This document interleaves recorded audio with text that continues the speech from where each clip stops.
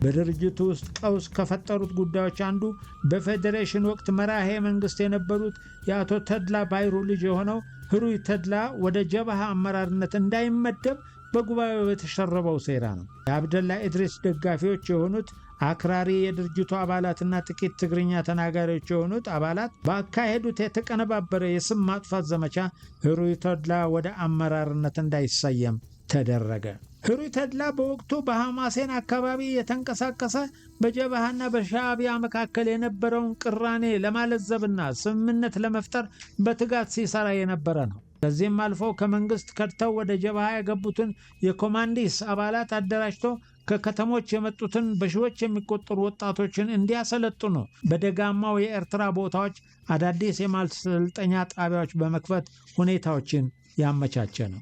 በዚህ እንቅስቃሴው ራሱ የሚቆጣጠረው ተዋጊ ኃይል አቋቁሞ ከሻዕቢያ ጋር ግንባር ፈጥሮ ጀብሃን ለመምታት እያሰረ ነው የሚል ሰፊ ቅስቀሳ በማካሄድ አመራሩን እንዳይቀላቀል አሴሩበት። ውድ ተከታታዮቻችን በዛሬው ዝግጅታችን የምናቀርብላችሁ ደም የተከፈለበት ባርነት የኤርትራ አብዮት ህልሞችና ውድቀት በሚል ርዕስ ረዘነ ሀብተ በ2019 ካሳተሙት መጽሐፍ ላይ ያገኘነውን ጠቃሚ ጽሑፍ ይሆናል። ሐሳቡ በሙሉ የጸሐፊው መሆኑን በአክብሮት እንገልጻለን። አቀራረባችን ወቅቱን ጠብቆ መቅረብ ያለበት ታሪክ ለተከታታዮቻችን እንዲያውቁት ለማድረግ ብቻ ነው።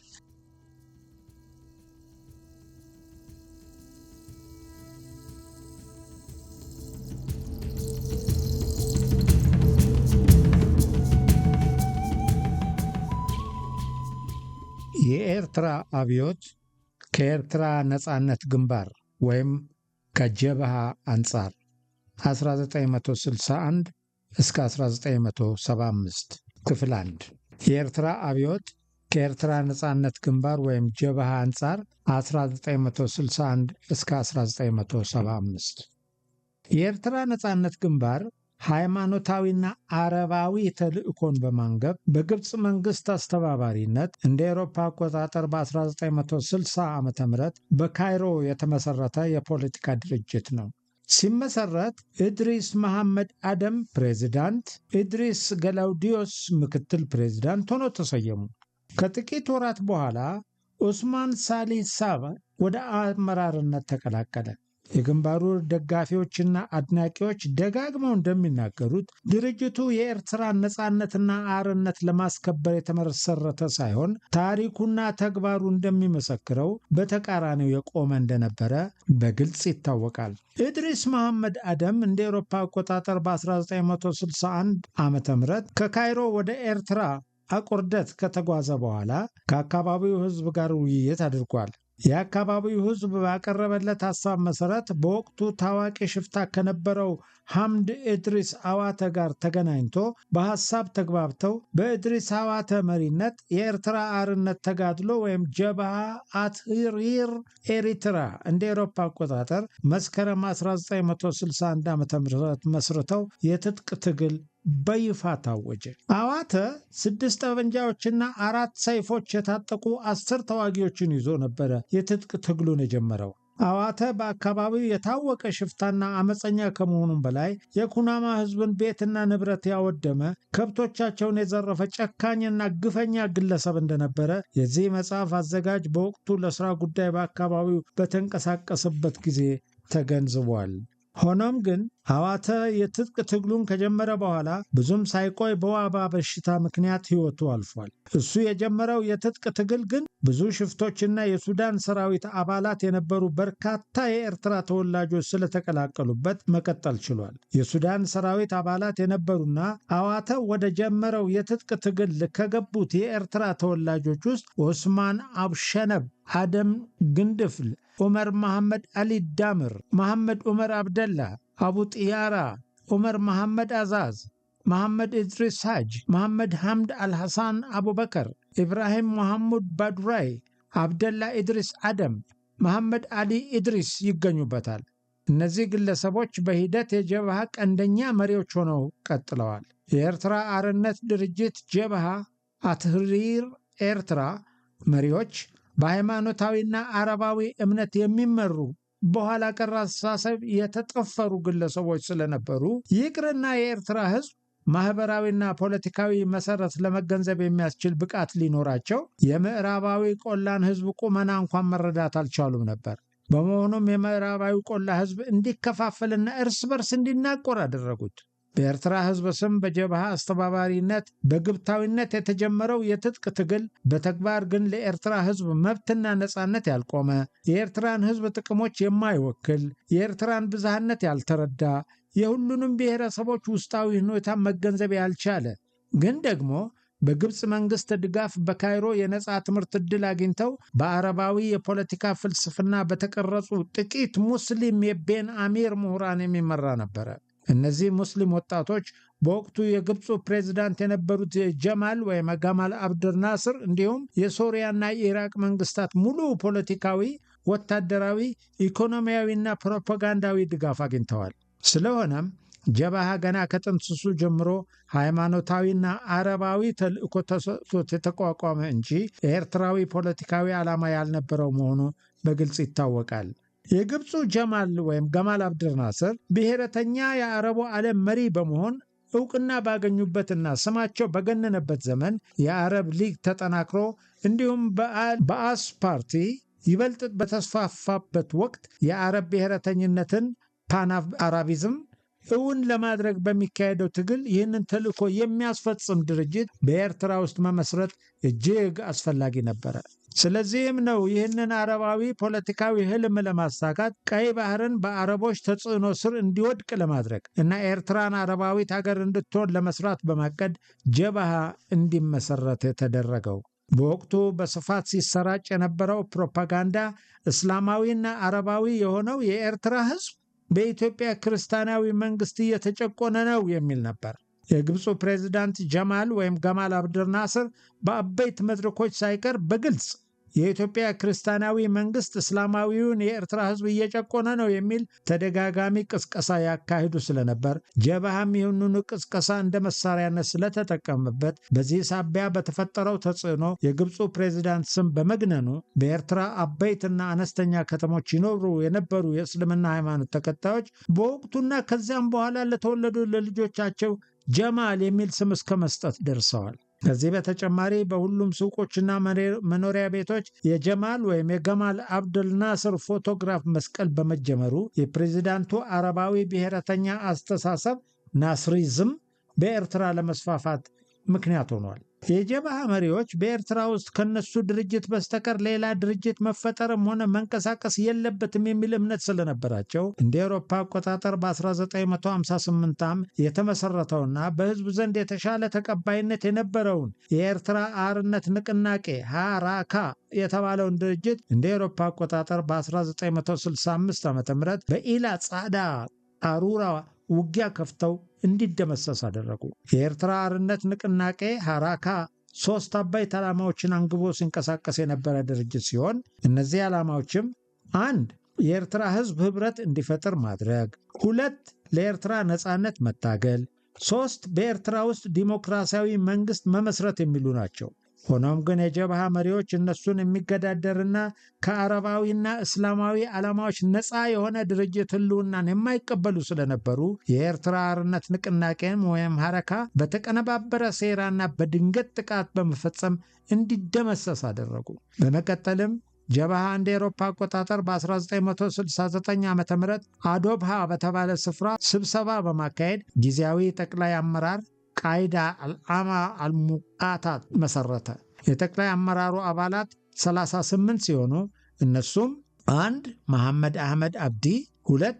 አብዱል ረቂብ ሙሳ፣ 3. ረመዳን መሐመድ ኑር፣ 4. አብዱልቃድር ረመዳን፣ 5. ሰኢድ ሳልህ፣ 6. መሐመድ አህመድ ኢድሪስ፣ 7. አህመድ መሐመድ ኢብራሂም፣ 8. ተስፋይ ተክለ፣ 9. አብደላ መሐሙድ፣ 10. መሐመድ ዑስማን አዛዝ፣ 11 ጃዕፈር ጃብር ዑመር፣ 12 አብደላ ኢድሪስ መሐመድ፣ 13 ኡመድ አህመድ ዑስማን፣ 14 ኢብራሂም መሐመድ፣ 15 ሳሊ መሐመድ ፍካክ፣ 16 ዓፋ መሐመድ ሐምድ፣ 17 መሐሙድ ቺኪኔ፣ 18 አሚር ጣህር ሻሃቢ፣ 19 መሐመድ ዑስማን ሻዕባን፣ 20 ያሲን አልሃጅ፣ 21 ሳሊህ ፈረጅ አሊ፣ 12 ኢብራሂም ጀማል፣ 23 አህመድ ሐኢተን፣ 24 ሙሳ መሐመድ ሐሽም፣ 25 ሳሊህ ኢብራሂም መሐመድ፣ 26 አህመድ ኢብራሂም መሐመድ፣ 27 ኢብራሂም አብደላ መሐሙድ፣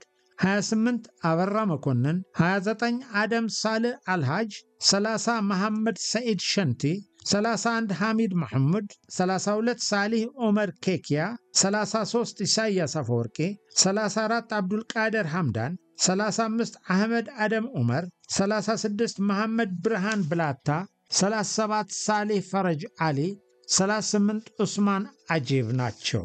በ1960ዎቹ መጨረሻ እየተባባሰ በሄደው ምቹ ያልሆነ ፖለቲካዊ ሁኔታ ተገደው ብዙ ወጣቶች ተማሪዎች፣ ላባደሮችና ገበሬዎች፣ የኤርትራ ተወላጆች ከጀበሃ ጋር ተሰልፈዋል።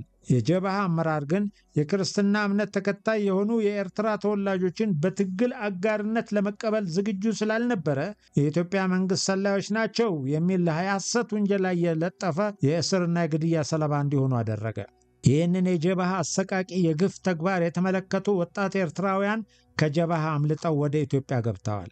የማምለጥ ዕድል ያላገኙት እና በጀበሃ እስር ቤት የተቆለፈባቸው የአዲስ አበባ ኃይል ብስራያ አዲስ የሚል ታርጋ የተለጠፈባቸው 250 ወጣት የኤርትራ ተወላጆች በጀበሃ ጊዜያዊ ጠቅላይ አመራር ወይም ቃይዳ አልዓማ አልሙቃታ ውሳኔ በጥይት ተደብድበው ተገድለዋል። ከተረሸኑት ውስጥ ግንባር ቀደም ታጋዮች የነበሩ ኪዳነ ክፍሉና ወልዳይ ግደይ የተባሉ ኤርትራውያን ትግራዮች ይገኙበታል። እነዚህ ወጣቶች ትግርኛ ተናጋሪዎች የሰሜን ትግራዮች ከመሆናቸው ሌላ ምንም ወንጀል አልነበረባቸውም። የጀበሃን እስራትና ግድያ አምልጠው ወደ ኢትዮጵያ ከገቡት ግንባር ቀደሞች ውስጥ ሙሴ ተስፋ ሚካኤል እና ኃይለ ወልደ ትንሣኤ ኃይለ ድሩጽ ተጠቃሾች ናቸው። ሙሴ ተስፋ ሚካኤል በኋላ ላይ ሻዕቢያ ህዝባዊ ኃይልታት ዲሞክራሲያዊ ድርጅት ሳይሆን አምባገነናዊ ድርጅት ነው ብሎ በድፍረት በመከራከሩ ምክንያት በኢሳያስ አፈወርቂ የተገደለ ሲሆን ኃይሌ ወልደ ትንሣኤም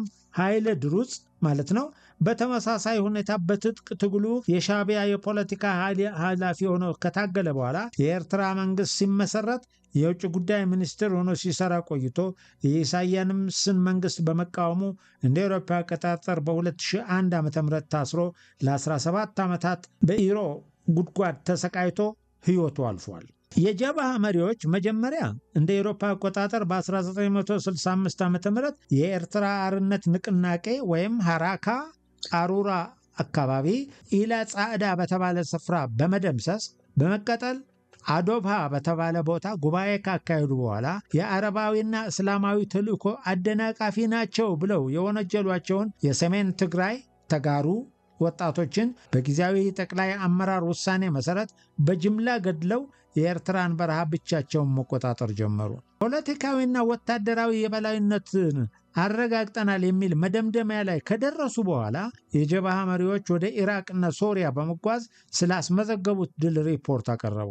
የሁለቱም መንግስታት ተጠሪዎች የጀበሃ አመራሮች ባከናወኗቸው ተግባራት እጅግ ከመደሰታቸውም በላይ ከፍተኛ የገንዘብና የጦር መሳሪያ እርዳታ አበርክተውላቸዋል። የአረብ አገሮች የፍልስጤምን ጥያቄ በይፋ ለመደገፍና የእስራኤልን ሕልውና ለመካድ ድፍረት ባላገኙበት በዚያ ዘመን የጀበሃ መሪዎች የፍልስጤምን ጥያቄ በአደባባይ ከመደገፍ አልፈው እስራኤል የምትባል አገር የለችም ብለው በመግለጽ ከአረቦች በላይ አረብ መሆናቸውን ለማስመስከር ጥረዋል።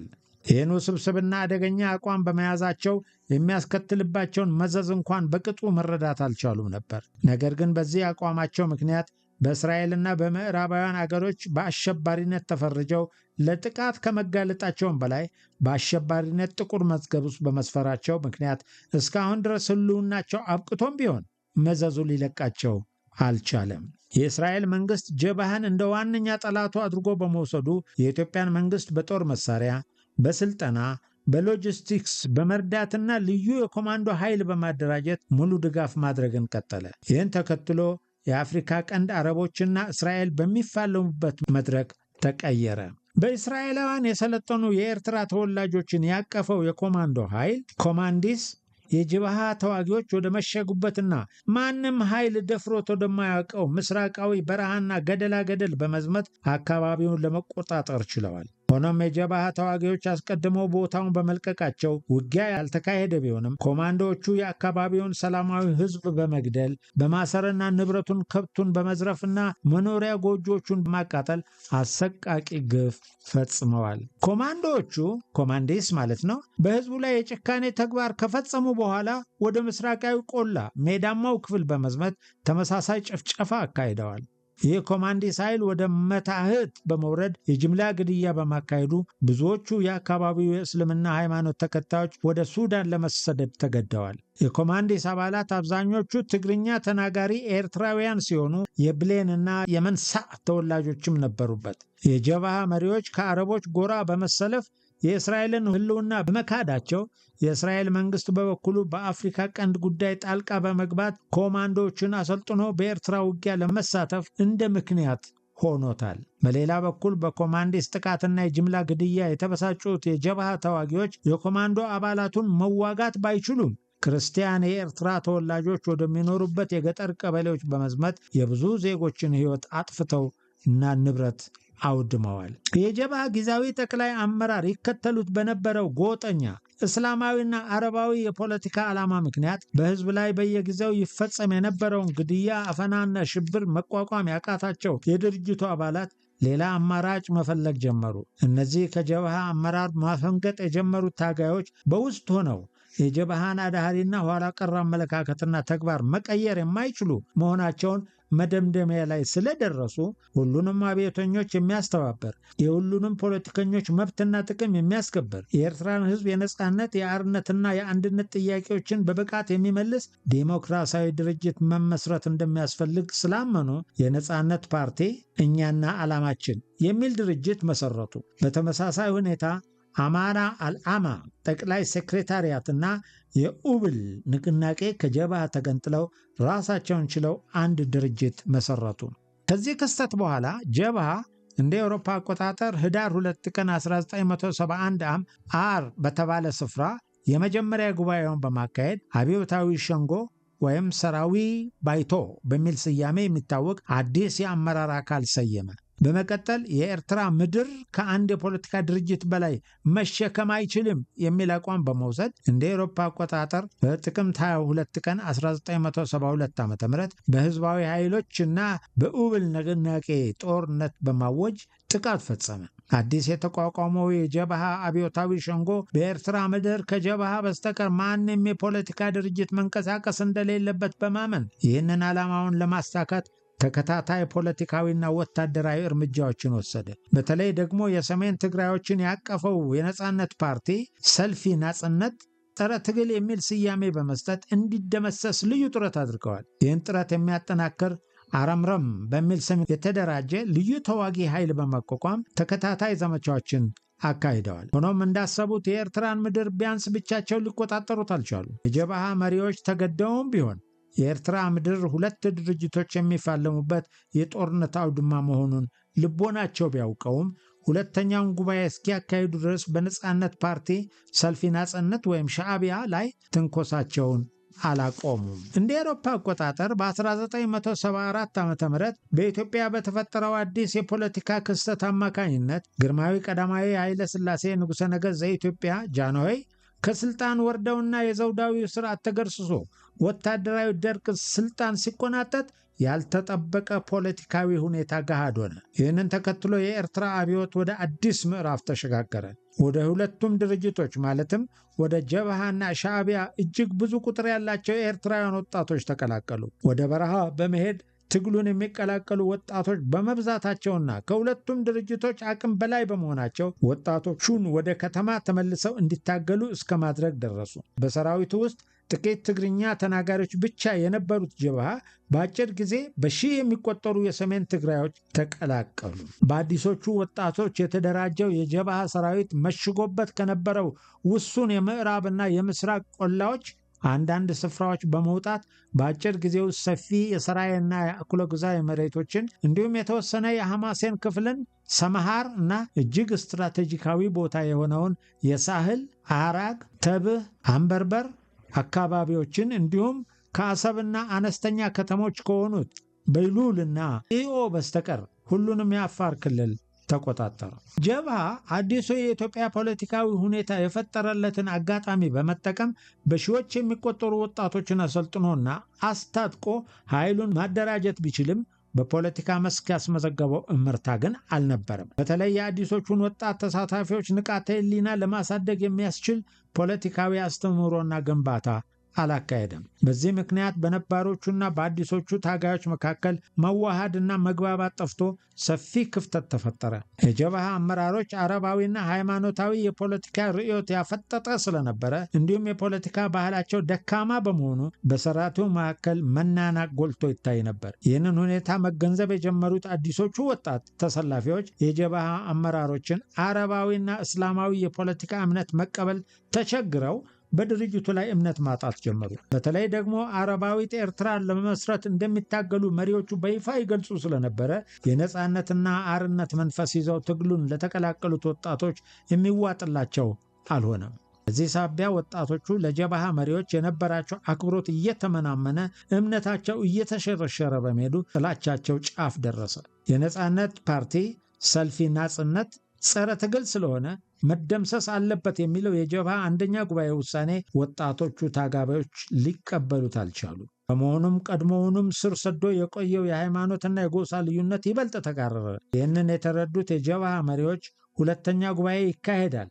ጉባኤው ጀብሃን ወደ አዲስ ፖለቲካዊና ወታደራዊ ምዕራፍ የሚያሸጋግር ነው። ጉባኤው ዲሞክራሲያዊና ፍትሐዊ ሆኖ እንዲካሄድ የጉባኤ አዘጋጅ ኮሚቴ የተለየ ዝግጅት እያደረገ ነው የሚል ሰፊ ቅስቀሳ አካሄደ። ሆኖም አብዛኞቹ የጀብሃ ሰራዊት አባላት በሁለተኛው ድርጅታዊ ጉባኤ መሰረታዊ ለውጥ ይመጣል ብለው ባይጠብቁም ከጉባኤው በኋላ ጀብሃ ከድጡ ወደ ማጡ ይሰምጣል ብለው ግን አልገመቱም ነበር።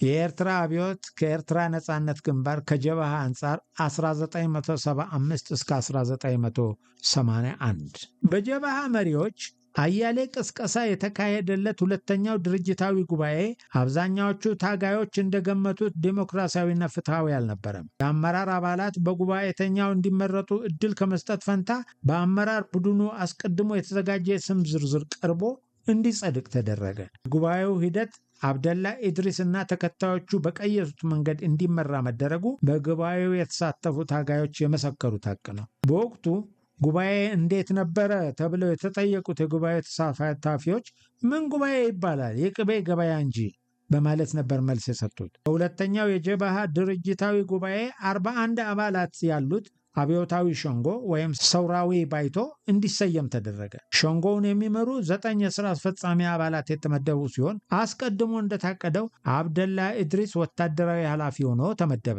አህመድ ናስር ሊቀመንበር ሆኖ እንዲመራ ተሾመ። ከሁለተኛው ጉባኤ በኋላ ጀብሃ በወታደራዊ መስክ የተሻለ አቅም እየገነባ የመጣ ቢሆንም በፖለቲካዊ ዓላማና ፕሮፓጋንዳው ግን ያደረገው ለውጥ አልነበረም። አባላቶቹን የመገንባትና የማነጽ ሥራ ማካሄድ አልቻለም። በዚህም ምክንያት በአመራሮችና ተራ ታጋዮች መካከል ቀድሞውኑም ተፈጥሮ የቆየው አለመተማመንና አለመከባበር ይበልጥ ስፋትና ጥልቀት ጨምሮ ቀጠለ። በድርጅቱ ውስጥ ቀውስ ከፈጠሩት ጉዳዮች አንዱ በፌዴሬሽን ወቅት መራሄ መንግስት የነበሩት የአቶ ተድላ ባይሩ ልጅ የሆነው ህሩይ ተድላ ወደ ጀብሃ አመራርነት እንዳይመደብ በጉባኤው የተሸረበው ሴራ ነው። የአብደላ ኢድሪስ ደጋፊዎች የሆኑት አክራሪ የድርጅቱ አባላትና ጥቂት ትግርኛ ተናጋሪዎች የሆኑት አባላት ባካሄዱት የተቀነባበረ የስም ማጥፋት ዘመቻ ህሩይ ተድላ ወደ አመራርነት እንዳይሰየም ተደረገ። ህሩይ ተድላ በወቅቱ በሐማሴን አካባቢ የተንቀሳቀሰ በጀብሃና በሻዕቢያ መካከል የነበረውን ቅራኔ ለማለዘብና ስምምነት ለመፍጠር በትጋት ሲሰራ የነበረ ነው። ከዚህም አልፎ ከመንግስት ከድተው ወደ ጀብሃ የገቡትን የኮማንዲስ አባላት አደራጅቶ ከከተሞች የመጡትን በሺዎች የሚቆጠሩ ወጣቶችን እንዲያሰለጥኑ በደጋማው የኤርትራ ቦታዎች አዳዲስ የማሰልጠኛ ጣቢያዎች በመክፈት ሁኔታዎችን ያመቻቸ ነው። በዚህ እንቅስቃሴው ራሱ የሚቆጣጠረው ተዋጊ ኃይል አቋቁሞ ከሻዕቢያ ጋር ግንባር ፈጥሮ ጀብሃን ለመምታት እያሰረ ነው የሚል ሰፊ ቅስቀሳ በማካሄድ አመራሩን እንዳይቀላቀል አሴሩበት። ህሩይ ተድላ የጀብሃ ሊቀመንበር ለመሆን ውስጡን ሰዎችን በአውራጃና በሃይማኖት ሲያደራጅ ነበር የሚል ክስ ፈጥረው እንዲነጠል አደረጉት። የስልጣን ጥመኞች የሆኑ እና ፈላጭ ቆራጭ ከሆነው አብደላ ኢድሪስ የበዓዝ ፓርቲ አባል ጋር የጠበቀ ግንኙነት የፈጠሩ ጥቂት ኤርትራውያን ትግራዮች በበኩላቸው ህሩይ ተድላ ቡርዣ ነው፣ አዳህሪ ነው፣ በጉዞ ላይ በቅሎ በማረፊያ ላይ ምንጣፍ አቅርቡልኝ የሚል ጭቃሹም ነው በማለት የማጥቆር ዘመቻ አካሄዱበት። የጎጥና የሃይማኖት ፖለቲካ መመሪያውን ያደረገው ድርጅት የፈጠሩና የሚመሩ ኋላ ቀር አስተሳሰብ ካላቸው እንደነ አብደላ ኢድሪስ ከመሳሰሉ ግለሰቦች ጋር ሲነጻጸር ህሩይ ተድላ የተማረና ተራማጅ አስተሳሰብ የነበረው ሰው ነው። ሆኖም ህሩይን እንደ ተፎካካሪያቸው ይመለከቱት ስለነበር እሱን ለመምታት ለመነጠልና ለማስወገድ የተቀነባበረ ዘመቻ አካሄዱ። በመጨረሻም በህሩይ ተድላ ላይ የተቀነባበረው ከድርጅቱ የመነጠል ዘመቻ ተከትሎ በጀበሃ ውስጥ ከፍተኛ ቀውስ ተፈጠረ። አብዛኞቹ ወጣት ታጋዮች ህሩይን ለመነጠል የተወሰደውን እርምጃ በመቃወማቸው ጀበሃ ህልውናው አደጋ ላይ ወደቀ። አብዛኞቹ የድርጅቱ አባላት የነበሩ ምሁራንና ባለሙያዎች ኤርትራውያን ትግራዮች ድርጅቱን ጥለው ወደ ሱዳን ተሰደዱ። የኢራቅ በዓዝ ፓርቲ አባልና የጀበሃ መሪ የሆነው አብደላ ኢድሪስ ሁለተኛው ድርጅታዊ ጉባኤ ከተጠናቀቀ በኋላ ወደ ኢራቅና ሶሪያ በመጓዝ ለአለቆቹ ሪፖርት አቀረበ። በሪፖርቱ የረኩት የኢራቅና የሶሪያ መንግስታት ለድርጅቶቹ የጦር መሳሪያ፣ የገንዘብና የስልጣን ድጋፍ ሰጡ። የኢራቅ መንግስት ወታደራዊ ጠበብቶች ወደ ኤርትራ ተጉዘው ሳህል ማለት አራግ ውስጥ በተባለ ስፍራ ኮማንዶዎችን አሰለጠኑ። የሶሪያ መንግስት በበኩሉ ከፍተኛ ወታደራዊ ባለሙያዎችን በመላክ የከባድ መሳሪያ አጠቃቀም፣ የመገናኛ ሬዲዮ ኦፕሬተርነት እና የፈንጂ አሰራርና አጠቃቀም ስልጠና እንዲካሄድ እገዛ አደረጉ። እንዲሁም ወደ ሳህል ወይም አራግ የተላኩት የሶሪያ የሕክምና ባለሙያዎች የተለያዩ የሕክምና ትምህርቶችን ሰጡ። የዚህ መጽሐፍ አዘጋጅ በወቅቱ በኢራቃውያን በተሰጠው የኮማንድ ስልጠና ተካፍዬ የተመረቅኩ በመሆኔ የነበረውን ሁኔታና ፖለቲካዊ ዝንባሌ ከተጨባጭ እውነታ በመነሳት መተንተንና መመስከር እችላለሁ። በኢራቆችና በሶሪያውያን ሳህል አራግ ውስጥ የተሰጠው ስልጠና የጀበሃን ወታደራዊና ሙያዊ አቅም ማሳደጉ አሌ የማይባል ሀቅ ነው። በፖለቲካ ረገድ ግን የሁለቱም ሀገሮች ዜጎች በሳህል መገኘትና ሊያስተላልፉት የሞከሩት መልእክት እጅግ አሉታዊና አክሳሪ ነበር። የጀበሃ አረባዊና እስላማዊ ተልዕኮ ፍንትው ብሎ የታየበትና ታጋዮቹ ይህንን የባዕድ አስተሳሰብ ለመቀበል የተቸገሩበት ሁኔታ መፈጠሩ ይታወሳል። አራግ በምድረ በዳ ውስጥ የምትገኝ ውብ የበረሃ ገነት ወይም ኦኤሲስ ስለሆነች በወቅቱ በአእምሮ የተቀረጸው የአካባቢው ስዕል አሁንም ድረስ ይታየኛል። በዚያን ዘመን በድምፃዊ በረከት መንግሥተአብ የተዜመውና ሁላችንም ኤርትራውያን ወጣቶች በዱር በገደሉ ስናስተጋባው የነበረው መዝሙር ምንጊዜም አይረሳኝም።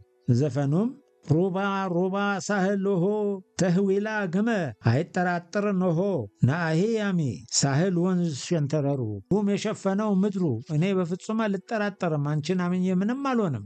አራግ ስልጠና ላይ ያለን ግን ኤርትራውያን ወጣቶች በአንድ ድምፅ ያዜምነው እና ብሔራዊ ስሜታችንን የሚገልጸው መዝሙር ተቀይሮ የአረቦችን ባዕድ ስሜት በሚያንጸባርቅ መዝሙር መተካቱ ሁሌም ያንገበግበኛል። በስልጠና ወቅት ስናዜመው የነበረው መዝሙር እንደሚከተለው ነው።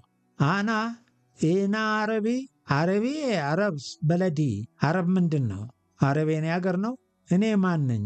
እኔ አረብ ነኝ። ይህንን እኛነታችንን የማይገልጸውና ማንነታችንን የካደው መዝሙር አንድ ላይ የዘመርን የአራግን ማሰልጠኛ ካምፕ በብርቱ ድምፅ እናናውጠው ነበር። ኢራቃውያን አሰልጣኞቻችን አረባዊና እስላማዊ ኤርትራን ለመርዳት እንደተላኩት ተነግሯቸው ስለነበር እኛ አሰልጣኞች ደግሞ አረብኛ ቋንቋ እንደማንሰማ ሲያውቁ እጅግ ከመገረማቸው የተነሳ እንዴት አረብ ሆናችሁ አረብኛ ቋንቋ አትናገሩም በማለት በመገረም ይጠይቁን ነበር። ለዚህ ጥያቄ ከመካከላችን ደፍሮ መልስ የሚሰጥ አልነበረም። እኔ ግን ገና ከመሰረቱ ኢትዮጵያዊነት ለኤርትራውያን የተገዥነትም ሆነ የባርነት ምንጭ ነው የሚል እምነት ስላልነበረኝ ይህንን አዲስ የአረብነት ካባ ሕሊናዬ ሊቀበለው አልቻለም። ባለቦታዬ መገኘቴ ግልጽ የሆነልኝም በዛ የስልጠና ወቅት ነበረ። ወደ የኮማንዶ ስልጠና ከመግባቴ በፊት ጀበሃ የአረባዊና እስላማዊ ተልዕኮ አስፈጻሚ መሆኑ ከአጠቃላይ ሁኔታ ይገባኝ የነበረ ቢሆንም አራግ እንደገባን እኔ አረብ ነኝ እያልን መዘመር ስንጀምር ሁሉም ነገር ግልጽ ሆነልኝ።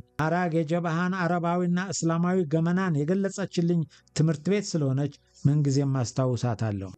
የኤርትራ አርነት ግንባር ማለት ጀበሃ ፈጣንና ተከታታይ ወታደራዊ ድሎችን እያስመዘገበ የተጓዘ ድርጅት ስለነበረ በውጭ ሲታይ ፖለቲካዊ ጥንካሬም ጭምር ያለው ይመስል ነበር። ሆኖም በሁለተኛው ድርጅታዊ ጉባኤ እርቃኑ የወጣው የጀብሃ ጸረ ዲሞክራሲ አካሄድ እንዲሁም በአራግ ወይም ሳህል የተጋለጠው የጀብሃ አረባዊና እስላማዊ ተልእኮ ድርጅቱ ውስጣዊ ፖለቲካዊ ቁመናው የተሸረሸረና በቅራኔ የተናጠ መሆኑ ለአብዛኛው ታጋይ ግልጽ መሆን ጀመረ። በጀብሃ ውስጥ የነበሩት ኤርትራውያን ትግራዮች በሶስት ጎራ የተከፈሉ ስለነበሩ ህብረት ፈጥረው ድርጅቱን የጠገንም ሆነ የመለወጥ አቅም አልነበራቸውም። እንደ እውነቱ ከሆነ ጀብሃ በራሱ ውስጣዊ ችግር ከመፍረስና ከመበታተን ውጪ የመሻሻልም ሆነ የመታደስ እድል አልነበረውም። የጀብሃ ማህበራዊ መሰረት የሆኑት የምዕራባዊ ቀላ ተወላጆች የእስልምና ሃይማኖት ተከታዮች ብቻ በመሆናቸው ከአመራሩ ጎን በመሰለፍ የኤርትራውያን ትግራዮችን ወይም ሀበሻ እንቅስቃሴን በአይነ ቁራኛ ይከታተሉ ነበር። እነዚህ ታጋዮች ከተለያዩ የምዕራባዊ ቆላ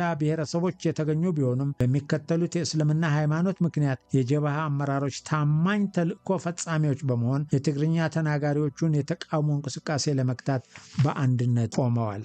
በድርጅቱ ውስጥ የነበሩት የኤርትራውያን ትግራዮች በሶስት ቡድን ስለተከፈሉ ለውጥ ለማምጣት ያደረጉት ጥረት ፍሬ አልባ ነበር። የከፍተኛ አመራር አባላት የሆኑት ከፍተኛ ካድሬዎች የጀብሃን ሃይማኖታዊና አረባዊ የፖለቲካ አጀንዳ ለመመከትና ለመቃወም የሚያስችል አብዮታዊ ወኔ በማጣታቸው ለአመራሩ አጎብድደው መጓዝን መረጡ። ይልቁንም ምንም ፖለቲካዊ ፋይዳ ባልነበረው አጀንዳ ተጠምደው በትግርኛ ቋንቋ ይታተሙ በነበሩ ሁለት መጽሔቶች ላይ ገድሊ ህዝቢ ገስገስ፣ ህዝባዊ ዓላማ፣ በተራማጅና አዳሃሪ ኃይሎች አሰላለፍ እንዲሁም በቀኝና ግራ ኃይሎች ልዩነት ዙሪያ ጉንጭ አልፋ ክርክር ሲያካሂዱ ጊዜያቸውን አጠፉ። ሁለተኛው የትግራዮች ቡድን ማዕከላዊ ቡድን ማርክሳዊ ጉጅለ በሚል ስያሜ የሚታወቀውና በስውር ተደራጅቶ ሲንቀሳቀስ የነበረ ነው። በዚህ ቡድን ውስጥ የተማሩትና ተራማጅ አስተሳሰብ የነበራቸው ትግርኛ ተናጋሪዎች እንዲሁም በጀብሃ ሁለተኛው ጉባኤ በአመራርነት የተመረጡት ፍሳሐ የገብረ ሚካኤልና ታረቀ ባራሂ በአባልነት የታቀፉበት ነው። በሁለተኛው ድርጅታዊ ጉባኤ በአመራርነት እንዳይሾም ሴራ የተሸረበበት ሩይ ተድላ ባይሩም የዚህ ቡድን አባል እንደነበረ ይታወቃል። ሶስተኛው ቡድን በአብዛኛው ተራ ታጋዮች የተካተቱበት ስሜታዊና ዕለታዊ የጀብሃ አመራሮችን ስህተት እየተከታተለ በድፍረት የሚቃወም ነበር። ይህ ቡድን በአግባቡ ያልተደራጀ የአመራር ኮር የሌለውና በግብታዊነት የሚንቀሳቀስ ሲሆን ይህ ነው የሚባል ዓላማ አልነበረውም። በህቡ ሲንቀሳቀስ የነበረው ማርክሳዊ ቡድን ተራ ታጋዮችን ባቀፈው ሶስተኛው ቡድን ላይ ተጽዕኖ ከማሳረፉም በላይ ዓላማውን ለማራመድ በማሳሪያነት ተጠቅሞታል ማለት ይቻላል። በጀብሃ አመራርና በሰራዊቱ መካከል ቅራኔ ሰፍቶ ጥላቻና ያለመተማመን እየሰፋ በመሄዱ ችግሩ ወደማይፈታበት ደረጃ ደረሰ። እዚህም አልፎ የእርስ በርስ ግጭትና መገዳደል እየተስፋፋ ሃይማኖት፣ ጎሳና ጎጥ ሳይቀር የልዩነት ጠንቅ ወደ መሆን ደረጃ በመድረሱ ጎራ ለይቶ መገዳደሉ ቀጠለ።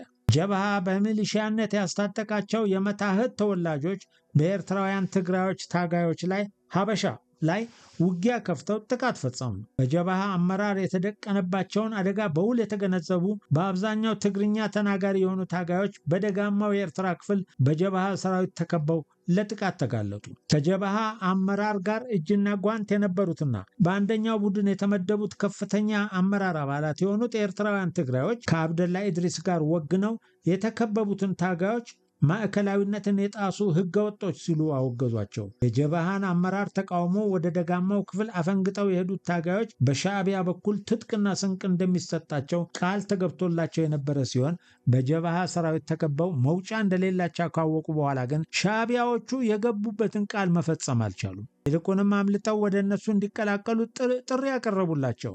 በከበባ ውስጥ የነበሩት የጀብሃ ታጋዮች ሻዕቢያ ዲሞክራሲያዊ ድርጅት እንዳልሆነ የሚያውቁ ቢሆንም ከሁለቱ ጨካኝ ድርጅቶች አንዱን ከመምረጥ ውጭ ሌላ ምርጫ ስላልነበራቸው አብዛኛዎቹ ከበባውን ጥሰው ወደ ሻዕቢያ ተቀላቀሉ። የተቀሩት ደግሞ ባገኙት ቀዳዳ አምልጠው እግራቸው ወደ መራቸው ተበታተኑ። የማምለጥ ዕድል ያላገኙት በጀብሃ ሰራዊት ተይዘው የስቃይና እንግልት ሰለባ ሆኑ። የነህሩይ ተድላ ቡድን ማርክሳዊ ቡድን አባላት የነበሩትም ከፊሎቹ ሲያዙ ከፊሎቹ አመለጡ። ከዚህ አሳዛኝ ክስተት በኋላ የአብደላ ኢድሪስ ቡድን የበላይነቱን ማረጋገጥ ቻለ። እንደ አውሮፓ አቆጣጠር በ1977 ዓ.ም ከተፈጠረው አዲስ ወታደራዊና ፖለቲካዊ ክስተት በኋላ የጀብሃ ዕጣ ፈንታ መፈራረስና መበታተን መሆኑን ለመገመት የሚያዳግት አልነበረም። አጠቃላይ ሁኔታው ለጀብሃ የሚያመች ስላልሆነ እነ አብደላ ኢድሪስ ሶስተኛውን ጉባኤ ለማካሄድ ድፍረት አላገኙም። በመሆኑም ሁኔታው ተባብሶ የከፋ ሽንፈት እንዳይከናነቡ በመስጋት ባሉበት መቆየትን መረጡ። ሆኖም የሰጉት አልቀረላቸውም። የደርግ ወታደራዊ መንግስት በአዲስ መልክ ተደራጅቶ በሺዎች የሚቆጠሩ ወታደሮችን አሰልፎ ዘመናዊ የጦር መሳሪያዎችን ታጥቆና የውጊያ አውሮፕላኖችን አሰማርቶ ባካሄደው ዘመቻ በጀብሃ ቁጥጥር ስር የነበሩትን ሰሰነይ፣ አቆርደት፣ መንደፈራና ሌሎች አነስተኛ ከተሞችን ነጥቆ ተቆጣጠረ። የጀብሃ ሰራዊት አፈግፍጎ ሲመሰረት ወደ ነበረበት በረሃ ተመለሰ። በዚህ ዘመቻ ጀብሃ ከፍተኛ ፖለቲካዊና ወታደራዊ ኪሳራ ደረሰበት። የሰራዊቱ አባላት በደረሰባቸው የሞራል ውድቀት ተስፋቸው ተመናመነ።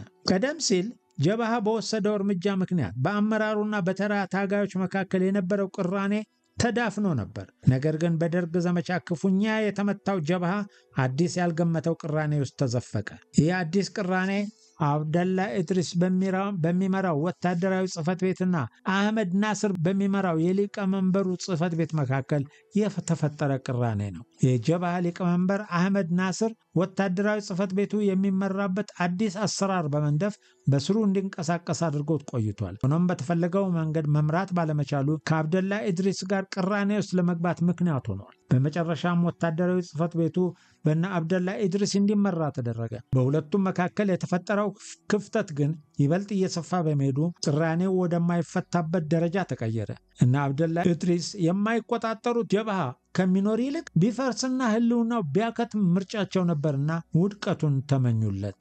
ወታደራዊና ፖለቲካዊ ኪሳራው ከጊዜ ወደ ጊዜ እየጨመረ በመምጣቱ ድርጅቱ በውድቀት ቋፍ ላይ ደረሰ።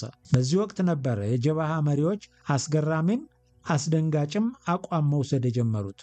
ይህም አቋም ደርግ ተራማጅና ስትራቴጂካዊ አጋራችን ስለሆነ ከደርግ ጋር ስትራቴጂያዊ ግንባር ፈጥረን በአካባቢያችን የሚገኙትን ስትራቴጂያዊ ጠላቶቻችን መዋጋት አለብን የሚል ነበር። የሶሪያ መንግስት ከሶቪየት ህብረትና ከደርግ መንግስት ጋር ተመካክሮ ባደረገው ስምምነት ነበር ጀብሃ ወደ እነዚህ አይነት የአቋም ለውጥ እንዲንሸራተት የተገደደው። የጀብሃ መሪዎች ደርግ ስትራቴጂያዊ ወዳጃችን ነው የሚለውን አዲሱን የፖለቲካ ፍልስፍናቸውን ይዘው የሰራዊቱን አባላት ለማሳመን ሌት ተቀን ጥረት ቢያደርጉም የሚሰማቸውና የሚቀበላቸው በመጥፋቱ የመበታተናቸው ጉዳይ የቀናት ጊዜ ብቻ የቀረው መሆኑ ገሃድ ወጣ።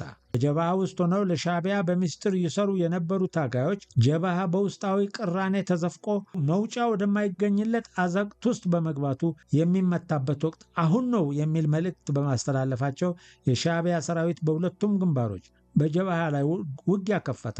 በዚህ ለብዙ ቀናት በቀጠለው ውጊያ የሻዕቢያ አመራር ጀብሃን ሙሉ በሙሉ ለመደምሰስ አቅደው ነበር የተንቀሳቀሱት። ሆኖም እንዳቀዱት ሊሳካላቸው አልቻለም። የሻዕቢያ መሪዎች ሁኔታውን ከገመገሙ በኋላ እንደ አውሮፓ አቆጣጠር መጋቢት 1981 ዓ.ም በኢሳያስ አፈወርቂ የተመራ ጴጥሮስ ሰለሞን፣ ስብሃት ኤፍሬም፣ መስፍን ሀጎስ እና መሐመድ ሸሪፎ የተሳተፉበት አስቸኳይ ስብሰባ ተካሄደ። በዚህ ስብሰባ ከህዝባዊ ወያኔ ሓርነት ትግራይ ህወሓት ጋር ግንባር በመፍጠር ጀብሃን መደምሰስ እንደሚገባው ውሳኔ ላይ ተደረሰ። በውሳኔው ላይ ከህወሓት መሪዎች ጋር ተነጋግሮ ስምምነት እንዲያደርግ ስብሃት ኤፍሬም ተወክሎ ወደ ትግራይ ተላከ። የጋራ ግንባር በመፍጠር ጀብሃን መደምሰስ በሚለው ሐሳብ ላይ የህወሓት መሪዎችም ስለተስማሙበት የጋራ ወታደራዊ ግንባር ተመሰረተ። በዚህም መሰረት እንደ አውሮፓ አቆጣጠር በሰኔ ወር 1981 ዓ.ም በተከፈተው የተቀነባበረ የማጥቃት ዘመቻ በደቡባዊ ምስራቅ ኤርትራ በባዳ ኢራፋሌ እና በፎሮ መሽጎ የነበረው የጀብሃ ሰራዊት ክፉኛ ተመታ። በመደምሰስ የተረፈው የጀብሃ ኃይል ሸሽቶ አምባሶይራ ተራራ ለመመሸግ ተገደደ። ሆኖም የሻዕቢያና የህወሓት ሰራዊት ጥምረት በአምባሶይራ ተራራ በመሸገው የጀብሃ ኃይል ላይ ጥቃት በመፈጸም እንዲደመሰስና የተረፈውም ወደ ሸመጃና፣ ሐዘሞ እና ሰራያ እንዲበታተን አስገደደው። የሁለቱም ድርጅቶች ወታደራዊ ግንባር የተበተነውን የጀብሃ ሰራዊት እግር እየተከታተለ እረፍት ስለነሳው ወደ ምዕራብ ኤርትራ ጠረፍ ወደ ባርካ ተጠቃለው ሸሸ። በመጨረሻም በባርካ ላይ በተከፈተው የማጥቂያ ውጊያ የጀብሃ ሰራዊት ተሸንፎ ወደ ሱዳን ተበታተነ። ከተቀናጀው የሁለቱም ድርጅቶች የማጥቃት ዘመቻ በኋላ ጀብሃ ፈርሶና ተበታትኖ በታሪክ ብቻ የሚወሳ ድርጅት ሆኖ ቀረ። የሻዕቢያው መሪ የኢሳያስ አፈወርቂ ጀብሃ ትከስማለች ህልም እውን በመሆኑ የኤርትራ በረሃ ሻዕቢያ በብቸኝነት ወደሚንቀሳቀስበት የትግል አውድማነት ተቀየረ። ሸሽቶ ሱዳን የገባው የጀብሃ ወታደራዊ አዛዥ አብደላ ኢድሪስ ከሰላ ከደረሰ በኋላ እንዴት ተሸነፋችሁ በማለት ለቀረበለት ጥያቄ 3 ትግርኛ ማለትም ጀብሃ ውስጥ በነበሩት ትግርኛ፣ በሻዕቢያ ትግርኛ፣ በኢትዮጵያ ትግርኛ፣ በአጠቃላይ በሀበሻ ህብረት ተመተን ተሸንፈን ሱዳን ገባን በማለት መልሷል።